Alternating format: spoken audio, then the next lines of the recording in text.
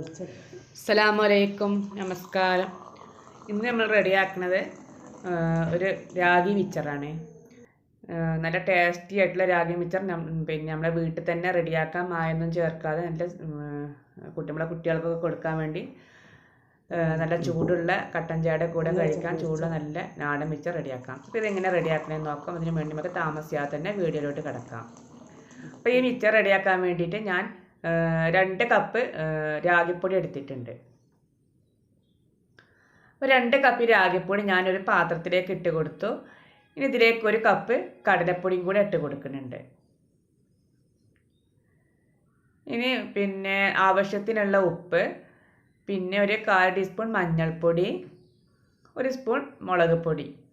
ഇതാണ് ഞാൻ ഇതിലേക്ക് ഇട്ട് കൊടുത്തിട്ട് ഒന്ന് മിക്സ് ചെയ്തത്. പിന്നെ ഒരു 1/4 ടീസ്പൂൺ കായപ്പൊടി,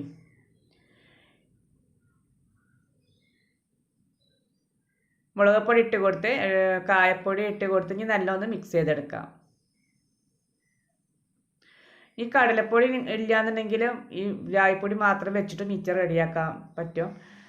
കടലപ്പൊടി ഉണ്ടെങ്കിൽ എടുത്താൽ മതി, ഇല്ലെങ്കിൽ രാഗിപ്പൊടി ഒറ്റയ്ക്ക് ഇതുപോലെ പിന്നെ റെഡിയാക്കാവുന്നതാണ്.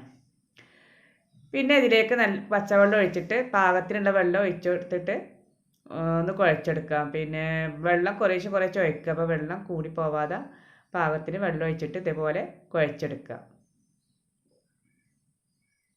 നമ്മൾ ചപ്പാത്തി മാവിനൊക്കെ കുഴക്കണ ഒരു പരുവത്തിൽ ഉള്ളൊരു പിന്നെ മാവാക്കിയിട്ട് ഇങ്ങനെ കുഴച്ചെടുക്കുക. നല്ല കുഴച്ചെടുത്ത് ഞാൻ 1 സ്പൂൺ ഓയിലും കൂടെ അതിൻ്റെ മേലെ ഒഴിച്ചിട്ട് ഒന്നും കൂടി കുഴച്ചെടുക്കുന്നുണ്ട്. അപ്പോൾ നല്ല സ്മൂത്തായിട്ട് തന്നെ ഇതേപോലെ കുഴച്ചെടുക്കുക. സ്മൂത്തായി കുഴച്ചെടുത്ത് നമുക്കിത് പിന്നെ ഈ സാവനാലിട്ട് പിന്നെ പിഴിഞ്ഞെടുക്കുമ്പോൾ നല്ല വിലയൊന്നും കൊടുക്കാതെ വേഗത്തിൽ ഇത് പിന്നെ ചെയ്യാൻ പറ്റുന്നതാണ്. അപ്പോൾ നല്ല സ്മൂത്തായിട്ട് ഞാൻ ഇതുപോലെ നല്ലതായിട്ട് കുഴച്ചെടുത്തിട്ടുണ്ട്. നമുക്കൊരു പിന്നെ സേവനായി എടുത്തിട്ട് അതിൻ്റെ ഈ നമ്മൾ നൂൽപ്പൊട്ടൊക്കെ ഉണ്ടാക്കുന്നതുണ്ടല്ലോ, ആ ചില്ലിന് അത് വലുതും ചെറുതൊക്കെ ഉണ്ടാവും. അപ്പം നമുക്ക് ഇഷ്ടമുള്ളതൊക്കെ എടുക്കാം. ചെറുതാകുമ്പോൾ കുറച്ച് നല്ല നൈസായിട്ട് നല്ല മിച്ചർ നമുക്ക് കിട്ടും. അതുപോലെ ഇതിലേക്ക് നിറച്ച് കൊടുക്കുക. അപ്പോൾ ഞാൻ പിന്നെ ഓയിൽ ചൂടാക്കാൻ വേണ്ടി വെച്ചിട്ടുണ്ട്.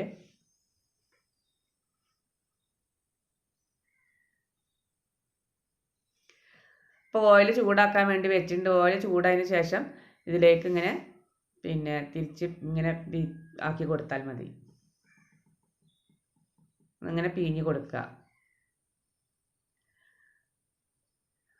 അപ്പോൾ അത് വേഗം തന്നെ മൊരിഞ്ഞ് കിട്ടും.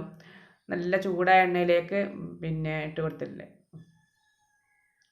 നല്ല ചൂടായ എണ്ണ ചൂടായതിന് ശേഷം ഇട്ട് കൊടുക്കുക. ഇപ്പോൾ നമ്മളത് ചെയ്യുമ്പോൾ ഒന്നൊരു മീഡിയം ഫ്ലെയിമിലേക്ക് വെക്കുക, അല്ലെങ്കിൽ വേഗത്തിൽ കരിഞ്ഞ് പോകും. ചൂട് കുറഞ്ഞ ശേഷം നമ്മൾ കൂട്ടി കുറച്ചൊക്കെ വെച്ച് കൊടുക്കാം.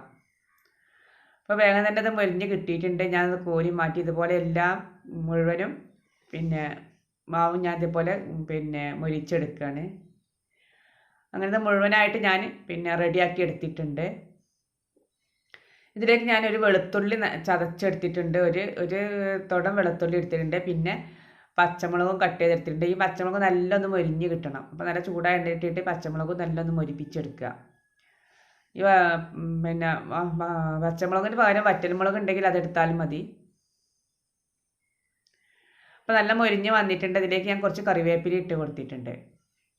എല്ലാം കൂടി നല്ല ഒന്ന് മൊരിപ്പിച്ചതിന് ശേഷം ഒന്ന് കോരി മാറ്റാം.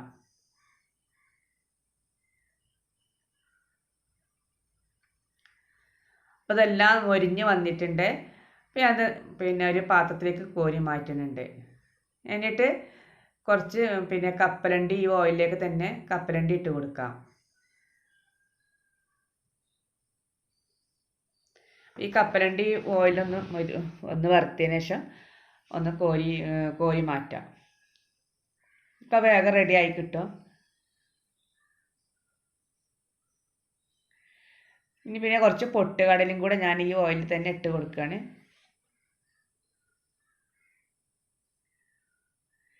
കുറച്ച് പൊട്ടുകടല എടുത്തിട്ടുണ്ട്.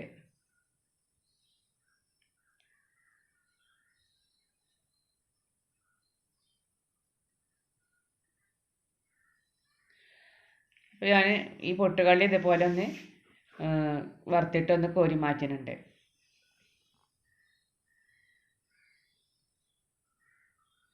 നമ്മൾക്കൊക്കെ പട്ടാണി ഉണ്ടെങ്കിൽ അതൊക്കെ ഇതുപോലെ പിന്നെ വറുത്ത് എടുത്താൽ മതി.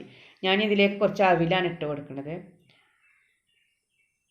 കുറച്ച് അവിലും ഇതേപോലെ പിന്നെ വറുത്ത് കോരി. അവിലാകുമ്പോൾ നമുക്ക് പെട്ടെന്ന് വേഗം കോരി എടുക്കണം. ചൂടായ എണ്ണയിലിട്ടിട്ട് വേഗം തന്നെ ഇട്ട് വേഗം കോരിയെടുക്കുക.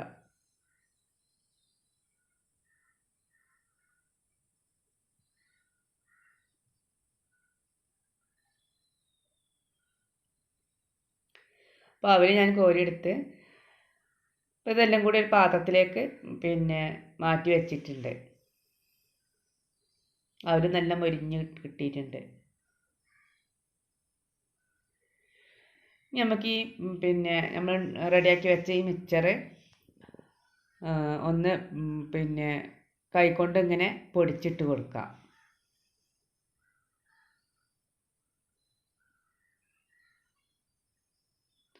പിന്നെ അത് മുഴുവനായിട്ട് പൊടിച്ചിട്ട് കൊടുത്തിട്ടുണ്ട്. നമ്മൾ പൊടിച്ചടിച്ച ഈ കടലയും അവല് പൊട്ടുകടല പിന്നെ പിന്നെ ഇത് കറിവേപ്പില വെളുത്തുള്ളിയൊക്കെ ഉണ്ടല്ലോ, ഇതൊക്കെ ഇതിലേക്ക് ഇട്ട് കൊടുത്തിട്ട് ഇതിന് മേലെ കുറച്ച് ഒരു 1/4 ടീസ്പൂൺ ഉപ്പും കുറച്ച് കായപ്പൊടിയും കൂടി ഇട്ട് കൊടുക്കാം.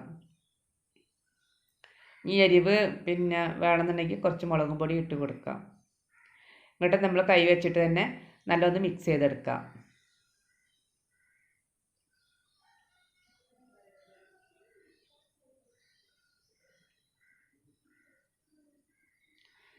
ഞാൻ അതിലേക്ക് കുറച്ച് പിന്നെ മുളക് പൊടി ഞാൻ ഇട്ട് കൊടുക്കുന്നുണ്ട്, എരിവ് കുറവുള്ളതുകൊണ്ട്. മിച്ചറാകുമ്പോൾ കുറച്ചൊക്കെ എരിവുള്ളാകുമ്പോൾ ഒരു ടേസ്റ്റാണല്ലോ നമ്മൾ കട്ടൻ ചായൻ്റെ കൂടെയൊക്കെ കഴിക്കുമ്പോൾ. എന്നിട്ട് ഇതെല്ലാം ഇങ്ങനെ മിക്സ് ചെയ്ത് കൊടുത്താൽ മതി. പിന്നെ അപ്പോൾ നമ്മുടെ മിച്ചർ ഇവിടെ റെഡി ആയിട്ടുണ്ട്. എരിവുള്ള മുളക് പൊടി തന്നെയാണ് എടുത്തിട്ടുള്ളത്.